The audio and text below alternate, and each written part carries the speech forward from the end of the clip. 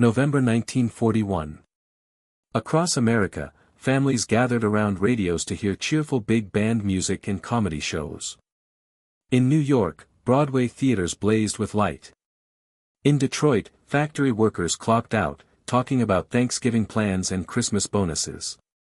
In Washington, politicians debated how much aid to send Britain, how long to stay neutral, whether the distant war in Europe would ever really touch American soil. The consensus, from the White House to the corner bar, was simple. Japan might rattle its saber, but it would never dare attack the United States. The Pacific Fleet sat safe in Pearl Harbor, Hawaii. Battleships lined up like sleeping giants. The admirals said they were untouchable. They were catastrophically wrong.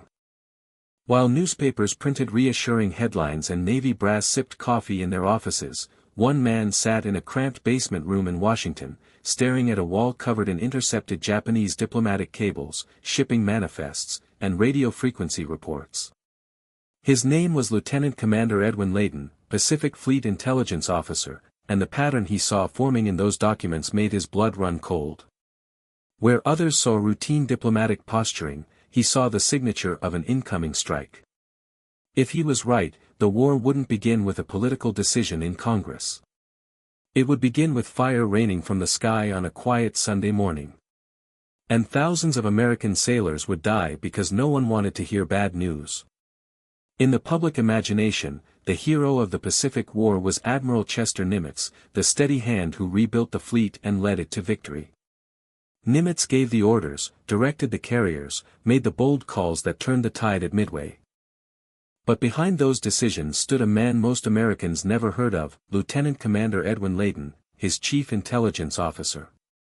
While Nimitz commanded from the bridge, Layton worked in the shadows, decoding enemy intentions, tracking fleets through radio intercepts, mapping Japanese movements with a precision that bordered on clairvoyance. Where Nimitz projected confidence, Layton traded in cold probabilities. Where Nimitz inspired men, Layton hunted patterns in noise. They were two halves of the same blade, strategy and insight, fused together. But in late 1941, Layton wasn't working for Nimitz yet. He was stationed in Honolulu, under a different command structure, watching the storm clouds gather and realizing with growing horror that the institution he served was deaf to the thunder. Every morning, Layton reviewed the intelligence summaries coming from Washington and Hawaii. He tracked the movements of every Japanese carrier, battleship, and cruiser through radio direction finding, traffic analysis, and signal intercepts. For months, he had mapped the location of Japan's most dangerous naval assets. Then, in mid-November, something terrifying happened. The entire Japanese carrier fleet disappeared. Not defeated, not in port, not reassigned. Simply gone.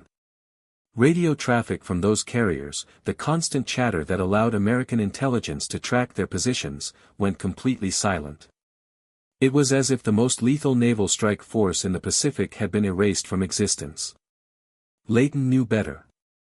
Fleets don't vanish. Radio silence isn't random. When a predator goes quiet, it's because it's stalking prey. He began digging deeper, cross-referencing fragments of intelligence that most analysts dismissed as irrelevant. From signal intercepts, he noticed increased Japanese naval activity in the northern Pacific, far from their usual operational zones. From diplomatic cables decoded through the MAGIC program, he saw Japan's ambassadors in Washington being instructed to stall negotiations while awaiting further orders. From agent reports and open-source shipping news, he observed Japanese merchant vessels being recalled from the eastern Pacific, clearing sea lanes as if preparing for military operations. Then there was the timing. Meteorological data showed that early December brought optimal weather conditions for a carrier strike in Hawaiian waters, cloud cover for concealment, calm seas for aircraft launches. It all pointed to one inescapable conclusion. The missing carriers weren't heading south toward the Philippines or Southeast Asia as conventional wisdom assumed. They were moving east, toward Hawaii. Toward Pearl Harbor.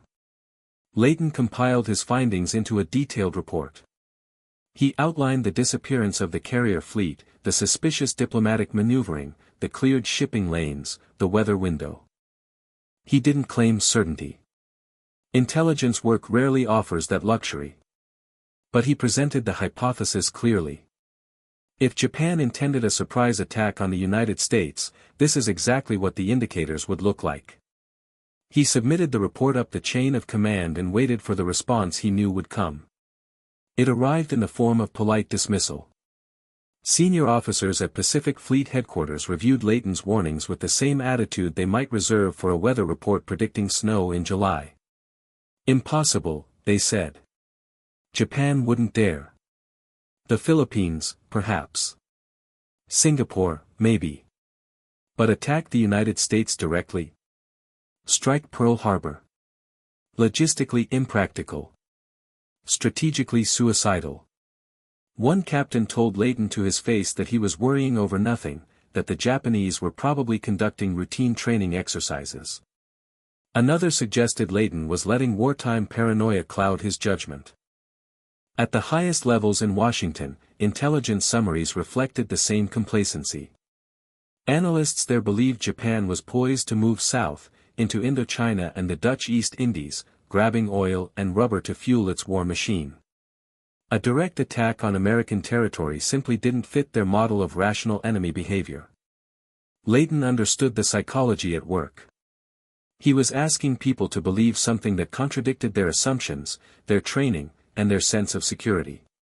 He was telling them the fortress was vulnerable, that the fleet sitting in harbor was a target, not a deterrent. He was the voice of nightmare in a room full of wishful thinking. But he didn't stop. He couldn't. On December 1, Japanese diplomats in Washington were ordered to destroy their code machines, a clear sign that Tokyo expected diplomatic relations to end soon. Layton noted it.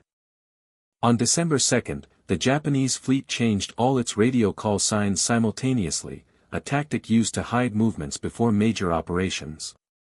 Layton flagged it. On December 4, more intelligence indicated a large Japanese task force had departed from a northern staging area, heading east. Layton tracked it on his maps, updating the estimated position daily, watching the red pins creep closer to Hawaii. He walked into his superior's office on December 5 and made one final attempt. He laid out the timeline, the indicators, the convergence of data. He said clearly that an attack on Pearl Harbor within the next few days was a distinct possibility. The response was a tired sigh and a reminder that the Army was responsible for the defense of Hawaii, not the Navy intelligence section, and that Layton should focus on known threats, not theoretical ones. Layton left that office knowing he had done everything a mid-level intelligence officer could do. He had seen the pattern, raised the alarm, documented the evidence. What happened next was beyond his control. The morning of December 7, 1941, began like any other Sunday in Hawaii. Sailors slept late in the bunks aboard battleships moored in neat rows along Ford Island. Officers attended chapel services or wrote letters home. On the decks of USS Arizona, USS Oklahoma, USS West Virginia, and their sister ships, a few men stood watch, bored, scanning a peaceful blue sky. At 7:55 a.m., that sky filled with the scream of aircraft engines. Out of the sun came wave after wave of Japanese planes, Zeros, Vals, Kates, bearing the red circle insignia of the rising sun. The first bombs hit the airfield at Wheeler, shredding American planes parked wingtip to wingtip, rendering them useless before they could even scramble. Then the torpedo bombers swept low over the harbor, releasing their payloads into the calm water. Torpedoes, specially modified with wooden fins to run in shallow harbor depths, slammed into the hulls of battleships. Explosions ripped open steel plates designed to withstand naval gunfire. Seawater and fuel oil poured into compartments. Men below decks, still in their pajamas, were trapped as hatches jammed and bulkheads collapsed. Above, dive bombers screamed down, releasing armor-piercing bombs converted from naval shells. One bomb punched through the deck of USS Arizona and detonated in the forward magazine. The explosion was so massive it lifted the entire bow of the ship out of the water. Fire and smoke erupted in a column visible for miles. More than 1,000 men died in an instant. Across the harbor, USS Oklahoma took 4 torpedoes in rapid succession and began to roll over, capsizing, trapping hundreds inside. Survivors clawed their way through dark, flooded corridors or smashed through portholes, gasping as the ship settled upside down. Some men would remain trapped in air pockets, banging on the hull for days before rescue efforts finally cut through. The attack lasted less than 2 hours. When the last Japanese plane disappeared over the horizon, Pearl Harbor was a vision of hell. Thick black smoke choked the sky. Burning oil spread across the water. Ships were sunk, capsized, or burning. The dead and wounded were beyond counting in those first chaotic minutes. By the end of the day, the toll was clear. 2,403 Americans dead, 1,178 wounded. 4 battleships sunk, 4 more damaged. 11 other ships destroyed or crippled. 188 aircraft destroyed, most on the ground. The Pacific Fleet, America's primary deterrent in the region, was shattered. In Washington, when the news arrived, there was shock, outrage, confusion. How could this have happened? How had the Japanese achieved complete surprise? Intelligence officers scrambled to review what they knew, and when they did, they found Layton's reports, filed and ignored, sitting in archives like silent accusations. Everything he had warned about, the missing carriers, the suspicious timing, the Eastern movement, had come to pass exactly as the indicators suggested. The fortress hadn't been impregnable. It had been asleep. Layton himself learned of the attack while standing in his office in Honolulu. He heard the explosions, felt the building shake, ran outside to see the smoke rising from the harbor. He stood there, watching his worst prediction unfold in real time, and felt not vindication, but crushing guilt. He had been right, but it hadn't mattered. In the days following the attack, the U.S. Navy faced a reckoning. Admiral Husband Kimmel, commander of the Pacific Fleet, was relieved of duty, blamed for the lack of preparedness. Courts of inquiry convened. Scapegoats were identified. But in the chaos, something else happened. The Navy realized it desperately needed people who could see threats before they materialized. People who read between the lines, who trusted data over assumptions. People like Edwin Layton. When Admiral Chester Nimitz arrived in Hawaii to take command of what remained of the Pacific Fleet, one of his first acts was to meet with Layton. Nimitz, calm and methodical, asked him a single question. What happened? Layton didn't sugarcoat it. He explained the intelligence indicators, the dismissed warnings, the institutional blindness. He admitted his own failure to push harder, though he knew in his heart no amount of pushing would have changed minds locked in peacetime thinking. Nimitz listened, then said something that would define their partnership for the rest of the war. I want you as my intelligence officer. Tell me what you see, not what I want to hear. With that simple directive, the relationship between strategy and intelligence was reborn. Nimitz gave Layton the authority and trust he'd been denied before. Layton, in turn, became Nimitz's eyes into the enemy's mind. Together, they would turn a shattered fleet into the force that broke Japan's naval power. But first, they had to survive the storm that followed Pearl Harbor. In the months after December 7, Japan seemed unstoppable. The Philippines fell. Wake Island fell. Guam, Hong Kong, Singapore, the Dutch East Indies, all collapsed under the weight of Japanese offensives. American, British, and Dutch forces were routed, captured, killed. The headlines painted a picture of an empire expanding without limit, of Allied humiliation compounding daily. In Washington, there was panic. Some strategists advocated pulling back to the West Coast, abandoning the Pacific entirely. Others demanded immediate counterstrikes, regardless of cost. Nimitz refused both extremes. He knew the fleet wasn't ready for major offensive operations. But he also knew that doing nothing would cede the initiative forever. What he needed was intelligence, precise, actionable intelligence that would let him strike where the enemy was weak and avoid where they were strong. Layton went to work. Using radio intercepts, traffic analysis, and the painstaking work of Navy codebreakers, he began rebuilding the picture of Japanese naval movements. Slowly, methodically, he tracked carriers, battleships, cruisers, mapping their positions, predicting their intentions. By spring 1942, a pattern emerged. Layton's analysis indicated that Japan was planning a major operation, something far larger than the raids and invasions of the previous months. The target wasn't clear, but the scale was obvious. A huge concentration of naval power, including multiple carrier divisions, was assembling. Then, in April, Navy codebreakers achieved a breakthrough. They intercepted and partially decoded Japanese messages indicating an impending attack on a target designated AF. The question was, where was AF? Some analysts believed it was the Aleutian Islands. Others thought the West Coast. Layton had a different hypothesis. Midway Island. It was a tiny atoll, strategically positioned in the Central Pacific, home to a small American garrison and airfield. If Japan took Midway, they could threaten Hawaii and project power deeper into the Eastern Pacific. More importantly, Japan knew the U.S. would defend it. An attack on Midway would draw out the remaining American carriers, allowing Japan to destroy them in a decisive battle and secure naval dominance permanently.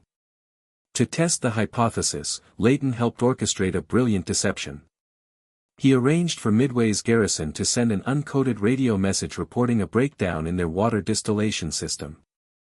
Days later, codebreakers intercepted a Japanese message stating that AF was experiencing freshwater shortages. The confirmation was absolute. Midway was the target. Layton walked into Nimitz's office with the decoded intercepts and his analysis. He laid it out clearly.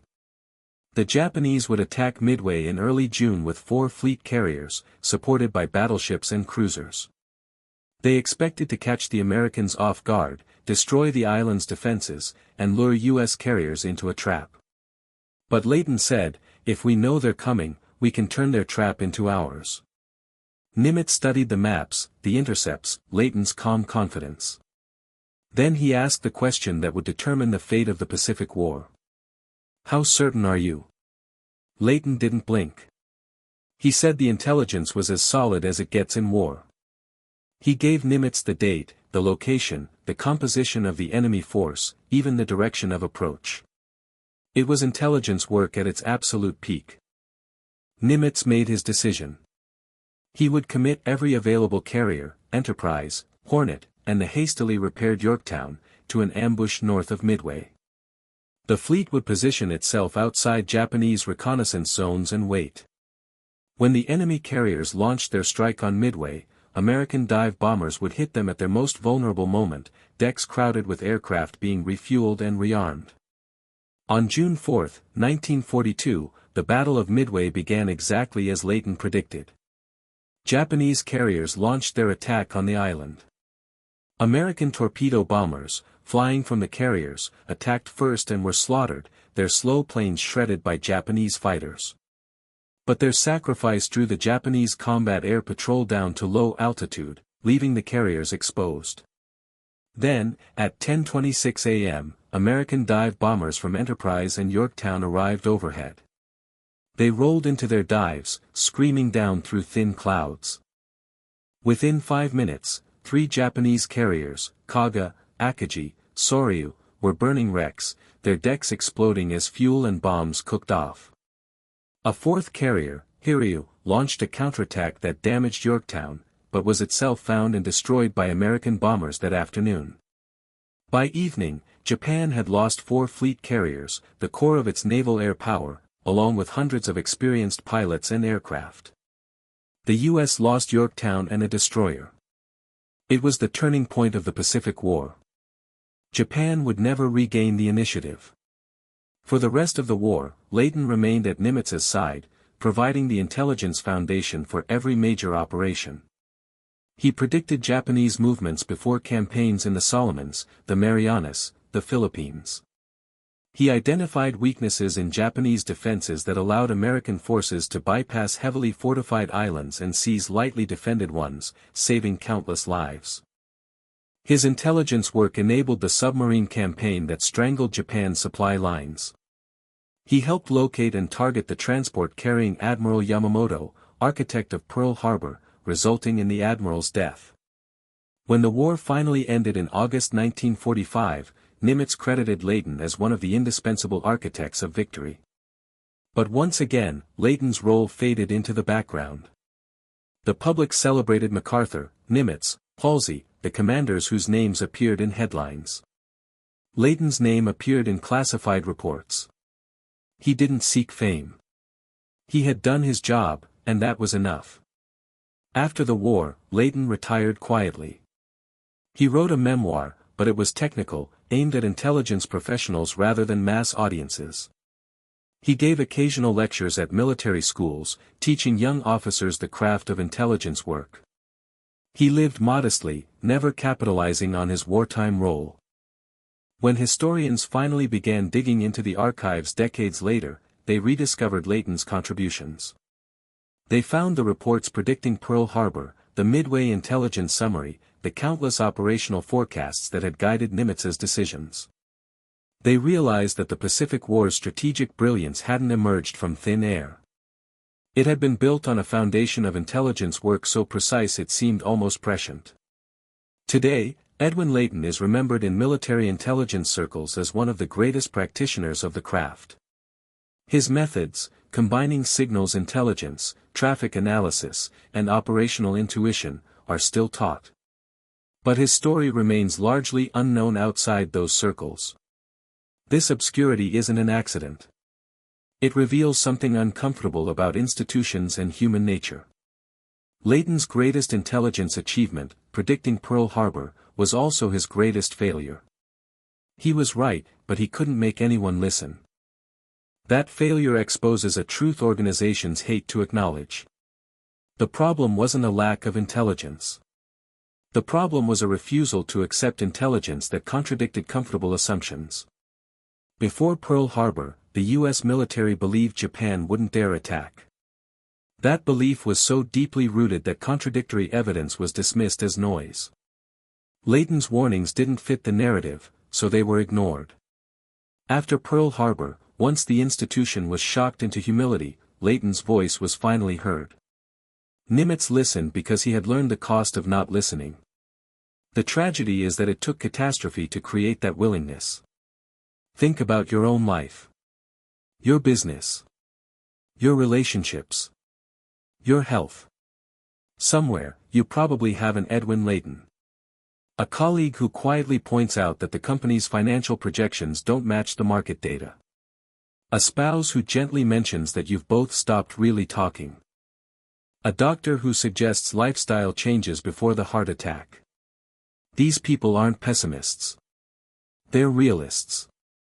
They see the pattern forming, the storm gathering, the warning signs accumulating. And they're often dismissed for the same reason Layton was. Because listening would require changing course. It would mean admitting that the current path is wrong. It would demand discomfort, effort, humility. The people who dismiss warnings aren't necessarily arrogant or stupid. They're human. Humans crave certainty, comfort, the reassurance that everything will be fine. Warnings disrupt that comfort. So we rationalize them away. We find reasons why this time is different, why the worrier is overreacting, why we can safely ignore the data. Until the bombs start falling. The lesson of Edwin Layton isn't just about Pearl Harbor or World War II. It's about the perennial human struggle between evidence and wishful thinking. Every generation faces its own version of the missing carrier fleet. Climate scientists point to rising temperatures and melting ice. Economists warn of unsustainable debt and asset bubbles. Cybersecurity experts describe vulnerabilities in critical infrastructure. Epidemiologists model pandemic risks. Each time, they present data, analysis, patterns. And each time, institutions and individuals find reasons to delay, to doubt, to hope the problem will resolve itself. Then the crisis hits, and everyone asks, why didn't anyone warn us? They did. We didn't listen. The cost of not listening to Layton was 2,403 American lives, a shattered fleet, and a war that could have been fought on very different terms.